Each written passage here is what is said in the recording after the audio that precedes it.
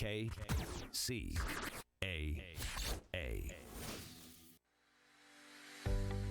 Are you ready for a new experience? To see life from another point of view?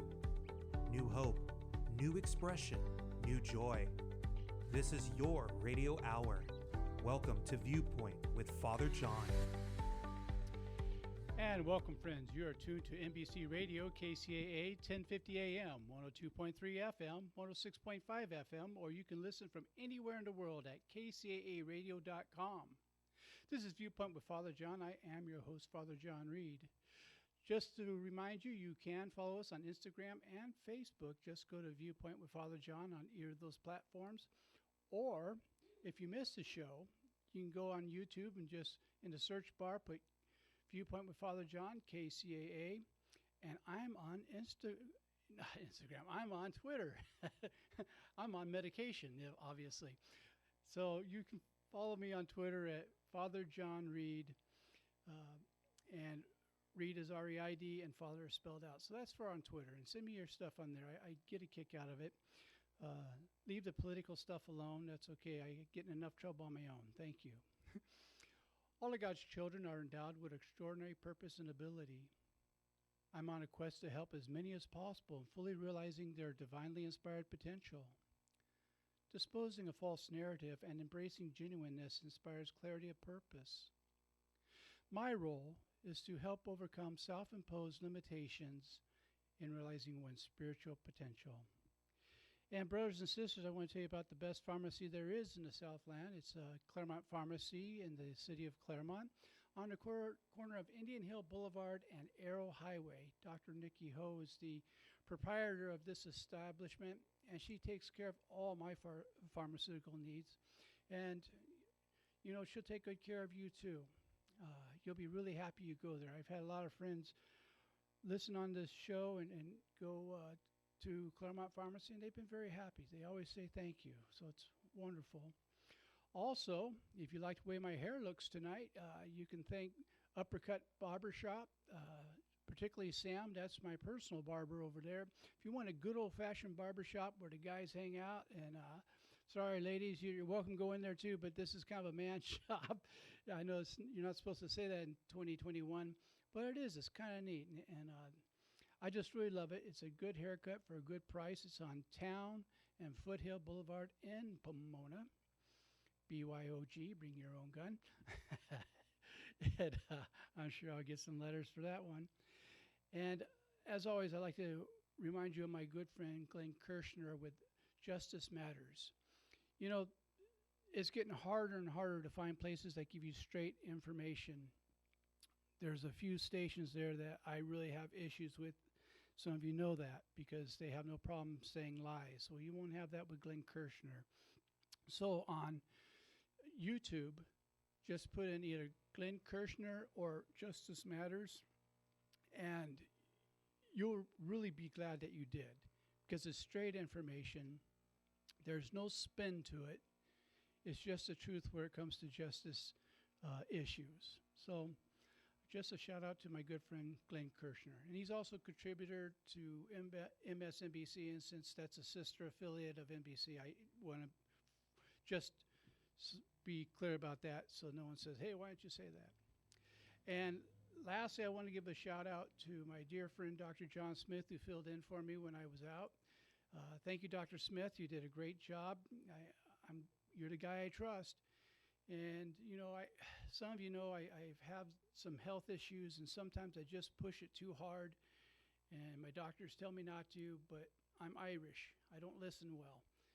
And so I had pushed it too hard, and I just couldn't make it in. And at the last moment, he was kind enough to take over the show for me.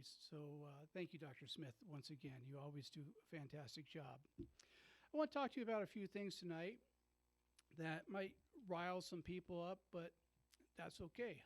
I'm the host. I get to do that. It keeps the letters coming in. And some of you I see have artistic ability. So I can't really say what you draw, but I'll say that. And through the times that we have gone through, it's become very evident that many things being taught as Christianity do not reflect anything that Jesus said. So the first part of this evening's show, I'm going to talk a little bit about the idea of when did Christianity leave Jesus behind? I think that's an important topic. And then for the second half of the show, we'll be talking about finding God through our woundedness. And I apologize, I have a little bit of a tight throat tonight. I don't know what it's all about. I'm not sick. I don't have anything going on health-wise that would cause it, but that's just something I'm dealing with. But speaking of health, I hate to do this, but I got to do it. I know it's sad to hear, but here's our latest COVID numbers, and I get my numbers from Johns Hopkins University, so you know it's legitimate. And anyone who's listening to this program, you know I research and verify before I say anything on this program. That's why you trust me, and I honor your trust. So as of 10 minutes before we went on air, the confirmed cases of COVID in the United States is 26,673,780. Let me read that again. 26,673,780 confirmed cases. God, that hits me hard. And then for deaths, we're at 455,657. One more time, 455,657. Now, there's some folks who still don't think that this is real, and I don't know how to convince you.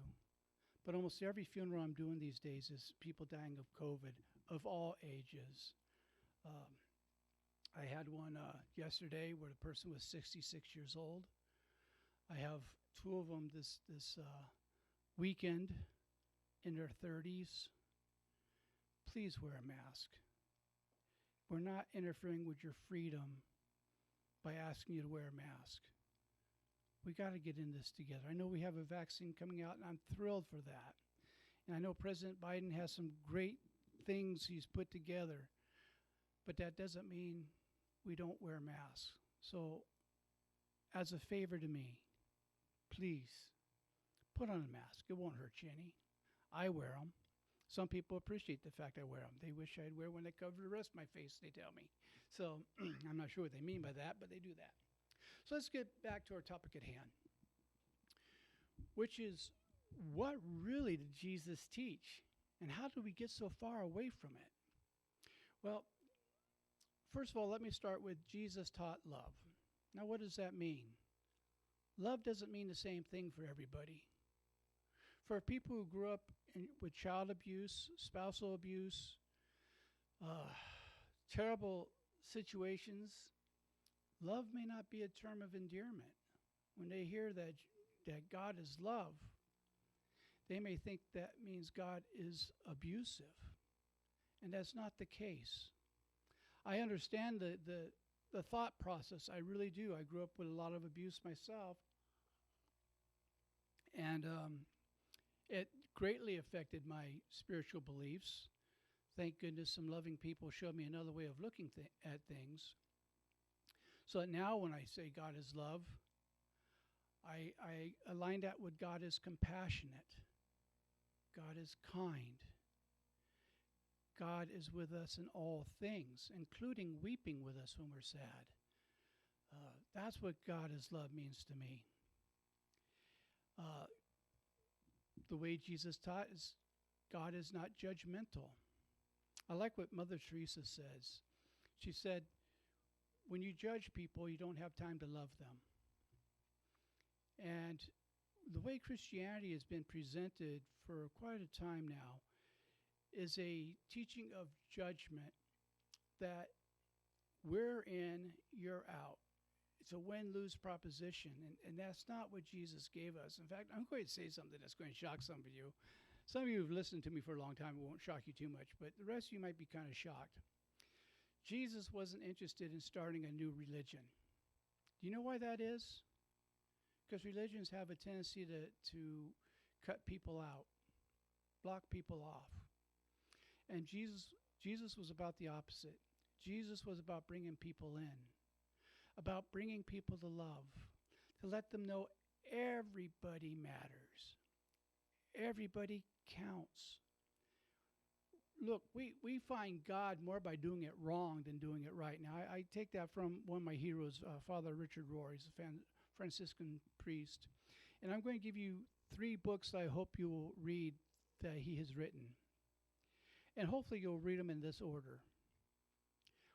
First book, Everything Belongs.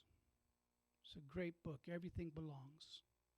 Book number 2 is Falling Upward. Another great book, Falling Upward.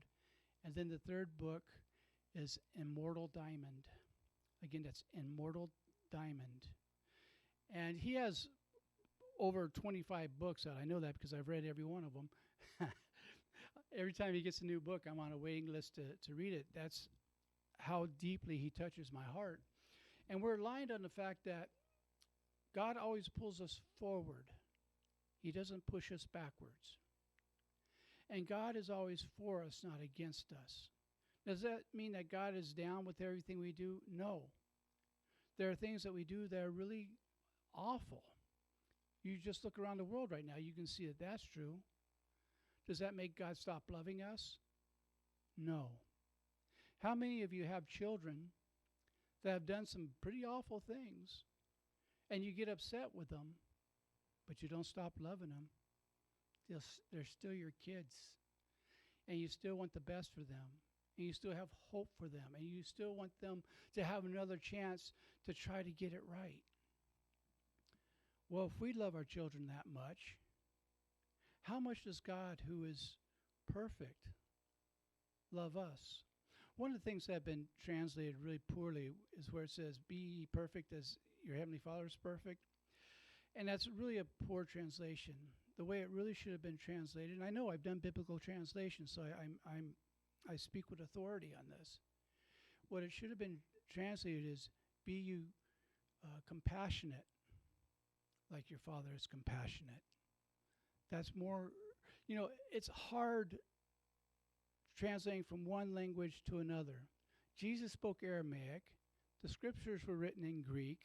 And now we're putting in a Western language that doesn't have the same similes and idioms that those other languages had. And Greek is a conservative language, pretty matter-of-fact language, and Aramaic is not. It's a very colorful language with a lot of similes and idioms. So when one thing is said, it could have up to 6 meanings. Every word has up to 6 meanings, by the way, in that language. So you have to see the sentence structure. You have to hear the intonation of the voice, because that changes what it means. Was it a high pitch, a low pitch? Was it monotone? All that changes what the word meant. So be ye compassionate as even as your Father is compassionate. And we've lost that.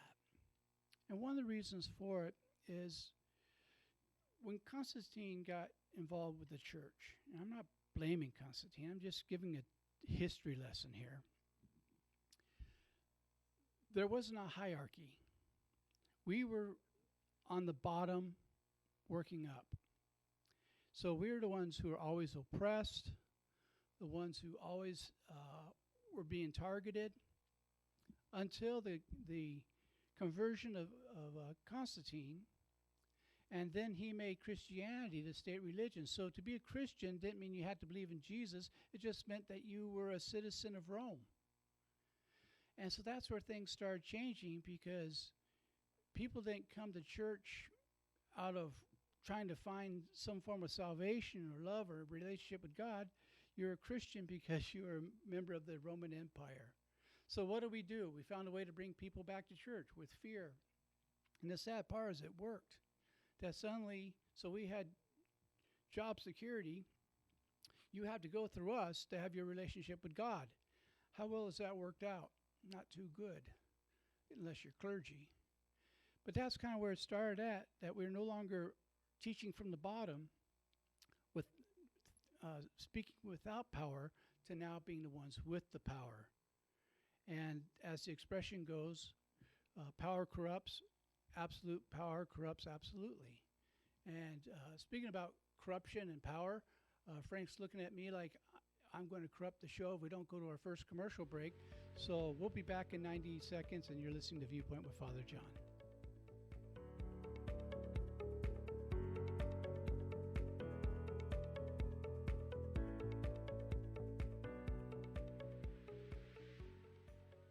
The loss of a loved one is one of the most challenging experiences in a person's life. It's hard to know where to turn to make your loved one's final arrangements. Jesse Ruiz at Personal Funeral Planning in Ontario will treat you and your loved one with the respect you deserve. Jesse served in the Marine Corps in Desert Storm and understands what it takes to provide loyal, personalized, and empathetic service to those who need it most. The families of Michael Jackson, Brittany Murphy, Ed McMahon, and many others have trusted Jesse to provide them with the highest level of service and support. To work with Jesse, call 909-762-4027, 909-762-4027, or visit their website, www.4pfp.org, www.4pfp as in personalfuneralplanning.org. Jesse Ruiz and Personal Funeral Planning, veteran-owned and operated, helping you plan a personal, lasting tribute for your loved one. www.4pfp.org. You're listening to KCAA Loma Linda at 106.5 FM, K293CF Moreno Valley. It's time to make the Tri-City Center in Redlands a regular part of your weekly shopping experience. Tri-City is home to a wide assortment of quality businesses, including the all-new Ocean Aquatics. Check out their variety of exotic tropical fish, along with fish food, accessories, and tanks of all shapes and sizes. The Tri-City Center is located just off of Alabama and the Tennessee exits in Redlands. Visit the Tri-City Center today and find out why it's called the Mall with a Heart.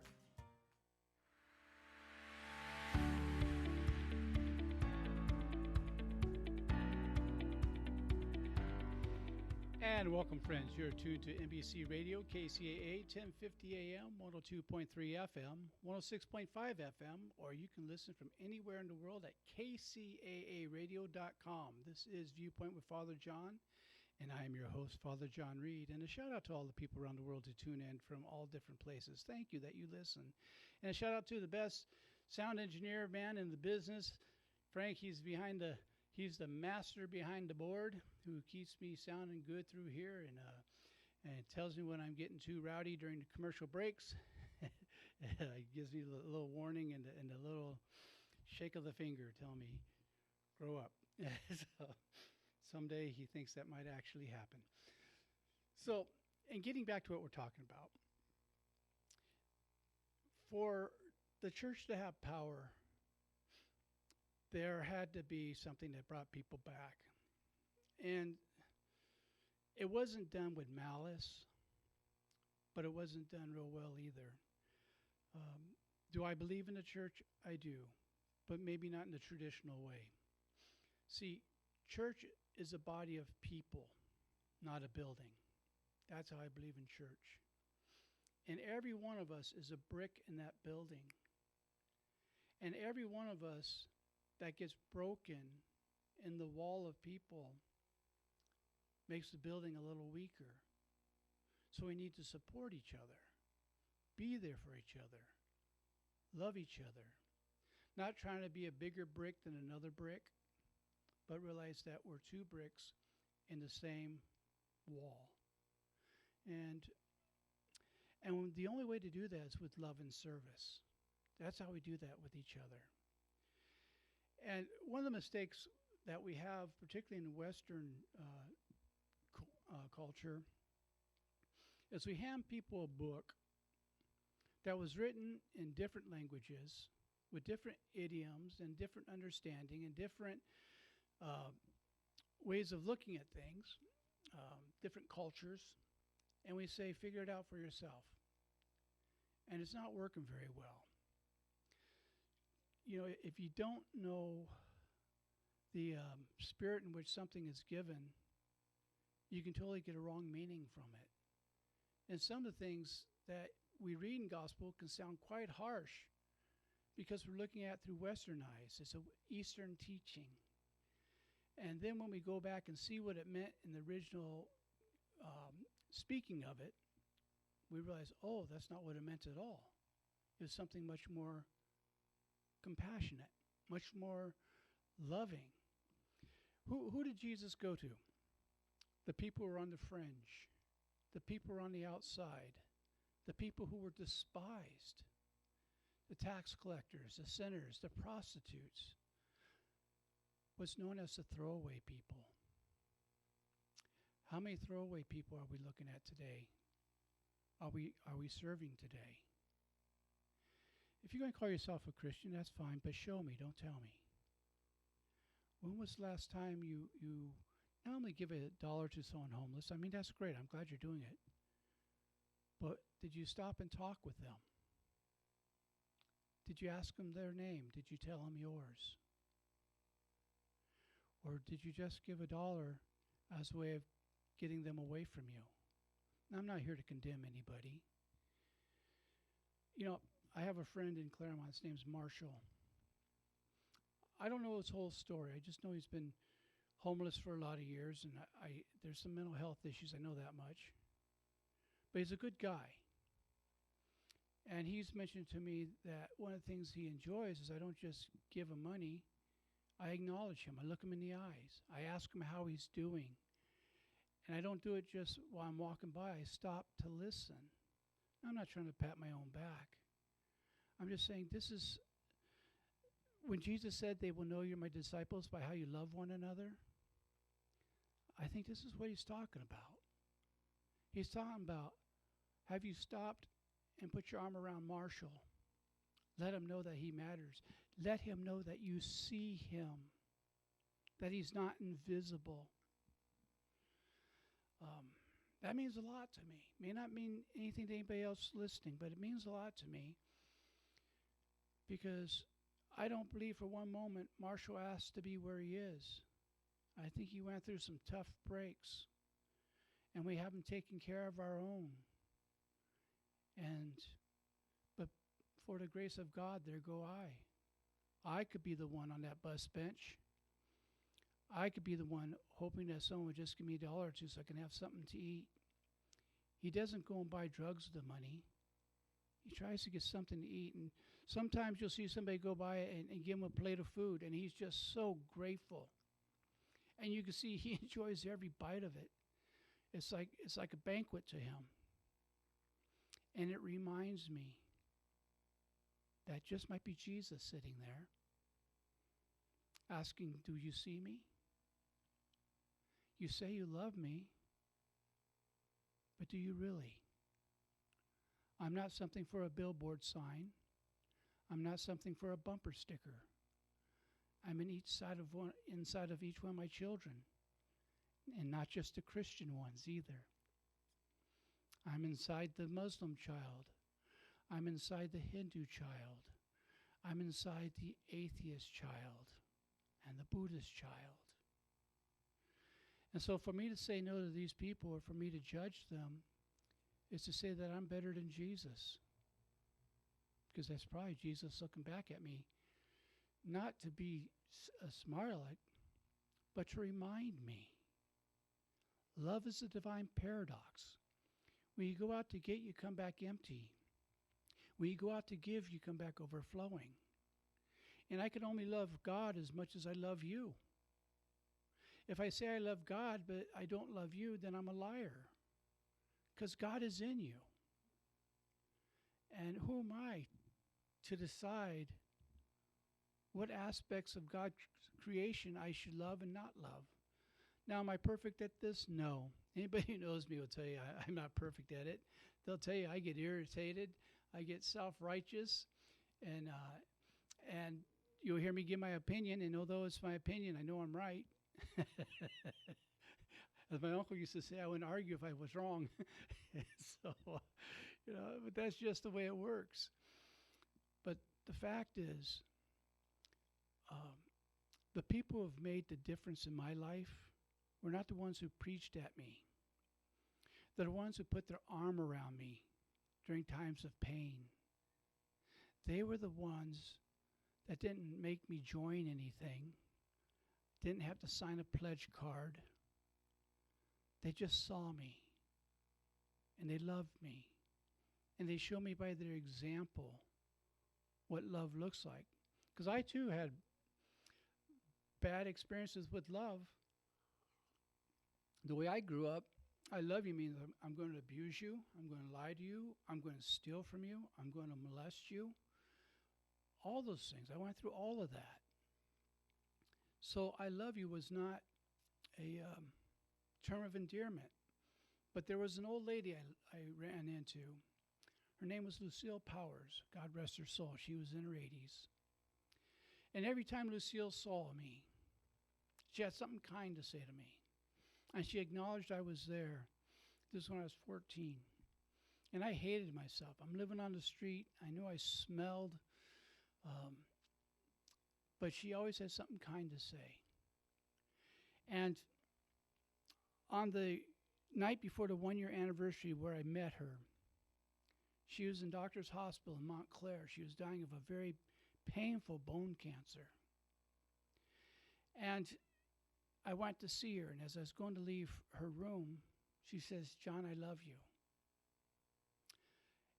And without thinking, I turned around and said, "I love you too." Now, up until that point, I told you what love meant to me. But that whole year, Lucille spent teaching me a different idea of love. And I truly believe she held on until she knew I got the message. And the way I know that is after I told her I love you, and I meant it. The next day, I called the hospital to talk to her, and the nurse picked up the phone. I said, "May I please speak with Lucille?" And they said, "She's not here anymore." I said, "Oh, did she go home?" They said, "No, she died last night." And I hung up the phone, I dropped to my knees and thanked God from the bottom of my heart for this old lady. She hung on until she knew that I knew what it was like to be loved by one person. What was her religion? I don't know. She never told me. Did she know God? Well, I knew God from knowing her, so I'd have to say yes. She was the face of love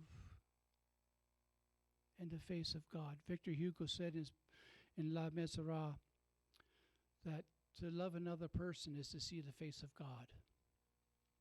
Well, Lucille let me see the face of God, and it's beautiful. It was beautiful. So that's what we're talking about tonight. Any religion that teaches you to hate is junk religion. It's bad religion. Get away from it. It's not good for you. It's not healthy. It's usually built on greed and power.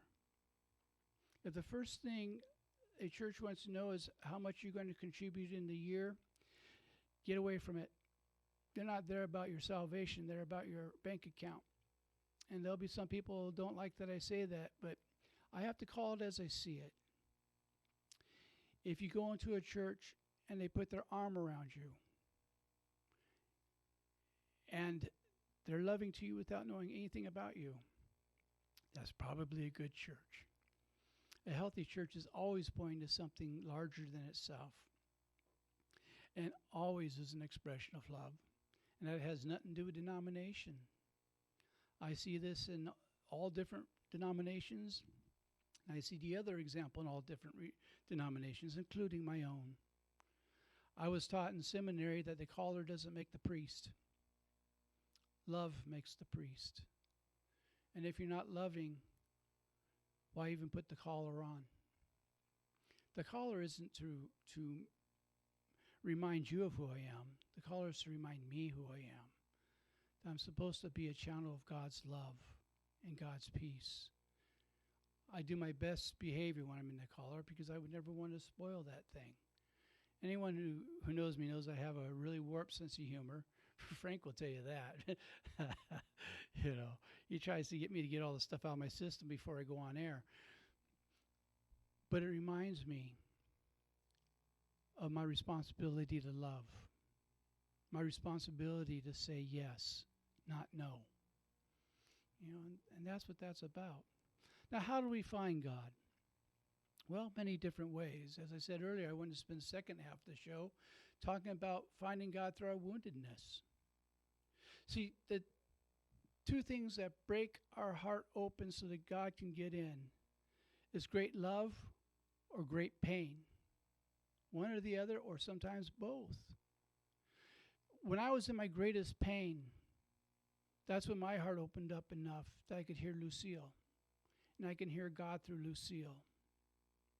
And through the most difficult times in my life, when I hurt the worst, when I hated myself the most for something stupid I had done, is where I could finally hear the voice of God. In total surrender, waving the white flag, unconditional, that I knew that I had messed up life as bad as it could be messed up, and my plans just weren't working. So I needed something else to happen. And that's happened in the priesthood as well. I went through a time in the priesthood that I forgot what I was all about, what I was supposed to be all about. And I had someone come to my parish. They were a guest of one of my members. And after Mass, the person who invited them asked them, "So what'd you think?" He says, "I'll never come back. That priest has a mean streak." You see, I forgot who I was. I forgot what I was about. I started taking the collar too serious, like it was who I am. The man was right. I had a lot of wounds I hadn't looked at that I was trying to cover up because I started believing my own press that I was a good guy, a really nice guy. And so I had to keep living that image, and I couldn't tell people how hurt I was about a situation I'd walked through that just tore my heart out, that left me not even knowing who I was anymore. And I had to go through another surrender. And in that surrender, I was able to get rid of that mean streak. God took it from me. I didn't do it myself. God took it from me. And that mean streak was important because it taught me that I too need compassion. Where does that mean streak come from? Fear. I was terrified. I went through something that wasn't fair, that ripped my entire life apart, and I was so afraid that if I wasn't perfect, it could happen again. And so I was always very protective. Still a nice guy, but I would only let you get so close because I was so afraid of getting hurt again. And so I found God through that woundedness of saying, "Hey, God, reveal yourself to me in my life in a way that I'll understand because I can't see you right now. I've forgotten what you look like. I've forgotten what you feel like. And I feel so alone. And I just need a sign. I just need a sign." And God had been giving me signs for a long time. I just couldn't see them. I was too buried in hurt. But one thing I know is God expresses himself through people. And God greatly expressed himself through some very loving friends who put their arm around me and helped restore my life in a very special way. One was a dear friend, Dennis Sullivan. And if he wants to tell you about how he helped my life, I'll let him tell you. But made a lot of difference having someone stand up with their arm around me the way he did. And I started being able to see God again. Where do I see God? I see God in the eyes of children. I see God in the eyes of animals. I see God in the eyes of compassion and the beauty of a forest. It may sound corny, but that's where I see God. I like to go to the botanical gardens in Claremont, and there's an oak tree there that's 400 years old that sometimes I just sit under that oak tree and I absorb its wisdom. Now, that may sound hokey to some people, but try it. Don't knock it till you try it. Or I'll sit among the redwoods that they have over there, and I can feel the vibration of God. I don't know if you'll have that experience, but I have that experience, and that experience makes me feel very safe, as though I don't have an enemy in the world. And then I'm able to say, "Thank you for revealing yourself to me in my life in a way that I understand." So when we come back from the break, we'll talk a little bit more about finding God through our woundedness. In the meantime, you're listening to Viewpoint with Father John on KCAA Radio.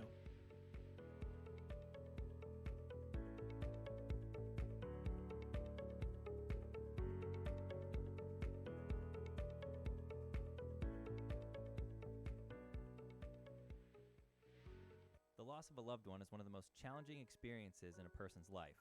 It's hard to know where to turn to make your loved one's final arrangements. Jesse Ruiz at Personal Funeral Planning in Ontario will treat you and your loved one with the respect you deserve. Jesse served in the Marine Corps in Desert Storm and understands what it takes to provide loyal, personalized, and empathetic service to those who need it most. The families of Michael Jackson, Brittany Murphy, Ed McMahon, and many others have trusted Jesse to provide them with the highest level of service and support. To work with Jesse, call 909-762-4027, 909-762-4027, or visit their website, www.4pfp.org, www.4pfp, as in personalfuneralplanning.org. Jesse Ruiz and Personal Funeral Planning, veteran-owned and operated, helping you plan a personal, lasting tribute for your loved one. www.4pfp.org.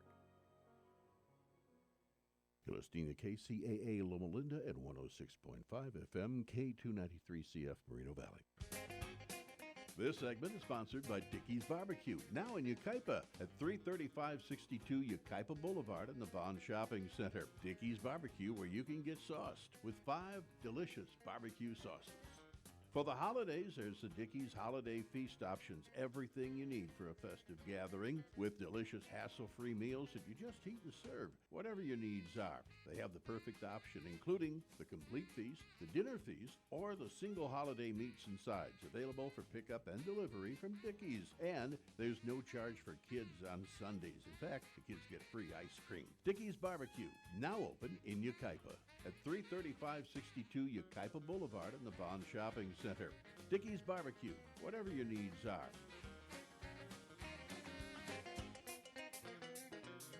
It's time to make the Tri-City Center in Redlands a regular part of your weekly shopping experience. Tri-City is home to a wide assortment of quality businesses, including the all-new Ocean Aquatics. Check out their variety of exotic tropical fish, along with fish food, accessories, and tanks of all shapes and sizes. The Tri-City Center is located just off of Alabama and the Tennessee exits in Redlands.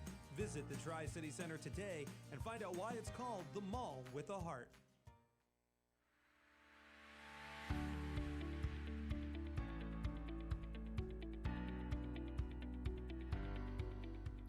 And welcome back. You're tuned to NBC Radio, KCAA, 1050 AM, 102.3 FM, 106.5 FM, or you can listen from anywhere in the world at kcaaradio.com. And you're listening to Viewpoint with Father John. I'm your host, Father John Reed, and shout out to all the people around the world who do tune in.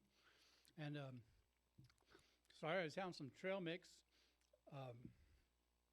during the break, and I didn't realize we're at the end of commercial, and so I got caught with an M&M. Anyhow, I'm talking about a little bit about finding God in our woundedness. And sometimes it takes the great pain to open our hearts. Does that mean that God is punishing us? No. It's not about punishment. It's about love. And one thing I've discovered for myself, perhaps you found this too, that the universe only goes in one direction. It always pulls us forward. It doesn't pull us backwards. And so the idea is it's always for our benefit. It's always for us to come closer to God, not farther away. Now, not everyone has that same reaction. Some people do feel farther away, and my heart goes out for that because it's not easy. But that's where we have to come together in this. You know, I've not been too impressed with people's education. I mean, of course, I admire people with their education. Obviously, I have a PhD, so I think the world of education. But what really impresses me is people's ability to love, people's ability to listen. And my friend Chuck Chamberlain used to say, if you were to ask me my religion, I'd have to say it's the way I live my life. The way I live my life tells you everything about what I believe. It doesn't matter what I call myself. My actions say it all. Ralph Waldo Emerson said, what you are speaks so loud I can't hear what you're saying. Something to that. I'm paraphrasing him a little bit. And so people don't get impressed with my collar. People get impressed if I'm authentic with them, if I really care, if when they call I pick up the phone. You know, there's a group that I'm familiar with where this guy talked about what this organization done for them and how deeply he grateful he was, and how he owed his entire life to this organization. And people were in tears hearing him describe this. It's a true story. And when he went home, somebody called this organization who was in his area. They had a central office that people could call into for help. And so the person who had been at that speaking program, who heard this guy talk about how grateful he was, called this guy. He says, hey, I have someone who needs help who's in your area. Would you take the call? And here's was his response. I'm tired. Can you get someone else to do it? And after that talk he gave about how grateful he was and how he owed so much. But by the time he got home, he forgot all about what he said, which meant he might have thought he meant it, but his actions said otherwise. Now, I'm not saying this to judge the man. I'm using it as an example because, again, but for the grace of God, there go I. How many times have I said some what I thought was prophetic things, and I might have been the only one thinking it was prophetic at the time, and then I get home, and somebody calls for help, and I say, oh, why can't they just leave me alone? You know, yeah. You know, you got to put your money where your mouth is, they say. And so this is what our spirituality is about. And I find that people get more out of when I share with them the wounds that have brought me to God than telling them what they need to do. You see, giving advice is easy. You don't have to get emotionally involved. I'm not saying there's not some good advice out there. I'm sure there is. But sharing your experience with somebody, let them know that you relate to their hurting. That makes all the difference in the world. I've said for years that it's one thing to care. It's the whole entire universe to understand, and it's because I understand that I care. And that's what people need. That's what brings people to God, not a good sermon. A good sermon's cool. I mean, come on, people like to hear good stuff. I mean, and people like to give good sermons. I love when I, put out a good homily that people came up afterwards and said, wow, that was really neat. I got a lot out of it. You know, truth be told, it was really God speaking, not me. But I sure enjoyed getting the pat on the back. It felt good. But I'll give you an example of what I'm talking about. For a number of years, I had the privilege of working as a hospice chaplain. And I had this one patient. His name was Ray. And Ray was a neat guy. I really enjoyed talking to him. He had throat cancer and hadn't tasted anything in 2 years. And he was getting pretty close to death. And one time he and I were talking, and as a chaplain, I didn't always go in reading scripture. I mean, I don't have anything against it, but I wanted to find out who the person is and what their needs are, not my needs. And I found out that he loved the barbecue. Well, I love the barbecue. So we started trading recipes for marinades that we both would make. And he really took a lot of pride in his marinades. And some of them sounded really good. They really did. So I got together with the rest of the hospice team, because we worked as a team, not just one individual, and a very good team from Hospice of the Valleys. God bless them. Greatest organization I ever worked for, to be honest with you. And I said, why don't we throw Ray a barbecue? We as the hospice will take care of all the expense. We'll buy all the food, but we'll use one of Ray's marinades, his recipe, and have him invite whoever he wants. So we presented it to the family. They loved the idea. We presented it to Ray. He really liked the idea and invited members of his family. He had a huge family. And so we got some tri-tip. We used his recipe, his marinade. And he's sitting in his favorite chair, his recliner, and I'm sitting across from him on a love seat. And I see him just really going after this meal, and I see tears coming down his face. I said, Ray, what is it? He says, Father, I haven't been able to taste anything for 2 years, and this is so delicious. It is so delicious. I can taste it for the first time. I was driven to tears. Well, it was just a week or two later that Ray finally died, and when he was actively dying, he asked the nurse to page me. We had pagers back then. And kids, you have to look that up who don't know what that is. Because he wanted me to hold him as he died. And so I drove all the way from West Covina to Marietta, and I got there in time, thanks be to God, in a fast car. And I held him. And as I'm holding him, he says, Father, do you know why I call you Father? I said, why, Ray? He says, because you've loved me like I was your son. And that's why I wanted you to be the one to hold me when I released my last breath. And I had that privilege. And I got to love. And I got to see a little bit of what Jesus was talking about. See, Jesus didn't just walk around saying flowery things, pretty sayings. He loved people. He affirmed them. He healed them. You know, Nicodemus up in the tree, you know, wants to see it. Says, Nicodemus, I'm having dinner at your home. Everybody hated him. He was a scoundrel. He's a tax collector. And what he said to Jesus after dinner is, everyone I've done wrong, I will pay them and give them twice what I took from them. His whole life changed. Jesus didn't say, you have to do this, you have to do that. But Jesus loved him. And through Jesus loving him through his woundedness,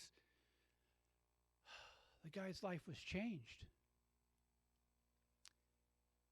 And Jesus coming to me in my woundedness, through the people he sent in my life, he changed my life. He loved me through my woundedness. It was just enough to break my heart open that I could hear that there might be another way. Did it require me joining a church? No, it didn't. But it sure got me to hang out with some folks that I saw as having deep spirituality. Sometimes that could happen in church. Sometimes it happens outside of church.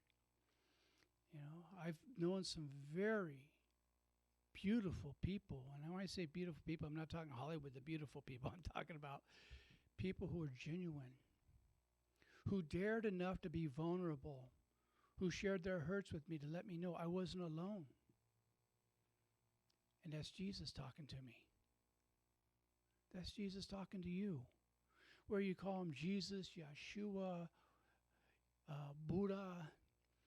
There's no one name for the Christ. We're so silly. The word God in Hebrew means that which cannot be described with words. And you want to argue about names? Well, Jesus wasn't even his name. It was Yeshua. Okay, we got Jesus from the German language. And throughout the Bible, there are so many different names for God. I like what Joseph Campbell called one of his books, The Hero of 1,000 Faces. And that's the way it is. And Jesus doesn't care about your ability. He cares about your availability. You know, you can't help people with closed hands, with fists. We help people with open hands and embracing. I know it's hard to do during COVID, but there's many ways we could embrace people that doesn't require a physical touch. Sometimes it's just listening to them over the phone. You know, sometimes it's tough because I can't go into the hospital to do the sacraments, but I sure can FaceTime. I can do Zoom.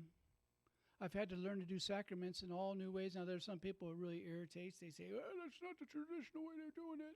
Well, I hate to tell you, COVID is not a traditional thing that we deal with. And I think God approves. I think God is simply asking me to love. I mean, it wasn't even my idea to do it FaceTime or Zoom. Some other people suggested it. So I knew it came from something smarter than me. And the beautiful part of it is, I get the opportunity to love. And the people that I'm praying with get the opportunity to experience love, you know, and their families. We have to get out of who's right and into what's right. You hear me say it all the time. Spirituality is not about who's right. Spirituality is about what's right. What's right is we're all deserving of love. You've heard me say many times, and I write this in my book, Close Your Eyes So You Can See Me, that being religious is us trying to show God how good we are. Being spiritual is letting God show us how good He is and enjoying the love. That's what it's about. You are what you're giving away. If you're giving away love, you're love. If you're giving away hate, you're hate. But you can change it. Just because it's that way today doesn't mean it has to be that way tomorrow. It's wonderful that each day starts anew so we can start a whole new life. I can remember when I was a kid, it used to drive me crazy when the teacher would say, now remember, this is the first day of the rest of your life. I don't know how many times I heard that. That's their way of saying you can start doing homework again. But it's true. Today is the first day of the rest of our lives. We can't go backwards. That's why I explained that the universe only goes one direction, forward, and it's pulling us with it, with everything it has. And anything that pulls you forward and out of yourself, and anything that makes you see beyond your small view of life is a blessing. It's a blessing. It's God saying, you matter, and I want you to see what this beautiful thing is I've created for you. I don't care where you came from. I don't care about the mistakes you made. I love you. Simple. I don't care if you go to church or don't go to church, or even if you don't believe in me. I believe in you. And I love you. And I made you just the way I wanted you. And I speak that to people of all orientation, of all races, of all religions, and of no religion.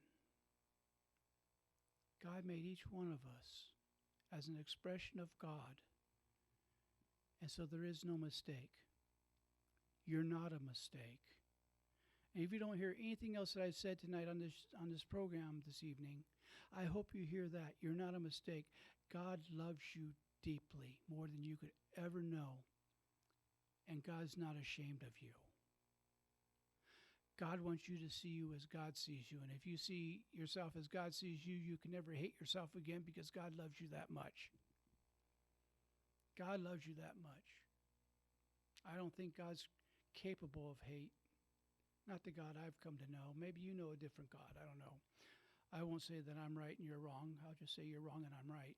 And sorry, I just had to do it. It's an Irish thing. But on a serious note, I want you to know that I love you. You may say, well, you don't even know me. Yes, I do. You're the child of my Father. And because you're the child of my Father, I love you. Because we're related. And we need each other. I need you and you need me. Because that's the only way love can be expressed. You can't express love single-handedly. It requires the other. And as Buber stated in his teaching, I, Thou, that God isn't a being, God is being itself. And we're all part of that being.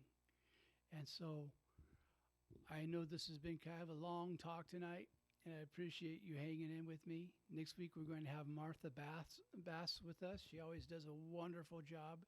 And again, I want to thank Dr. John Smith for filling in for me a couple weeks ago. Last week we had some issues at the station, so they ran a rerun.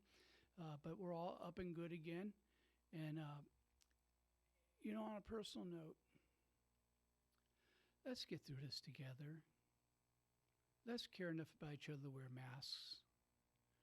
Let's care enough about the people around us, not make another family go through having to do a funeral for someone they love just because we wouldn't wear a mask. We have much more in common than we have apart. And if we come together, we can do this. We could once again become the United States of America, not the divided states. It's not natural to be apart. It's natural to love. And that means we have to let go of some old thoughts, some old teachings, and some old ideas. And so, again, I thank you for allowing me to come to you tonight. And I appreciate that you tune in each week. And, if no one told you this week, let me be the first to say, I love you. And I'm going to close you out with my favorite poem. As children bring their broken toys with tears for us to mend, I brought my broken dreams to God because I thought he was my friend. Instead of leaving him in peace so he could work alone, I hung around and tried to help with ways that were my own. At last I snatched him back and cried, how could you be so slow? My child, he said, what could I do? You never did let go. You've been listening to Viewpoint with Father John on NBC Radio, KCAA, and we'll be back next week. Blessings be upon you.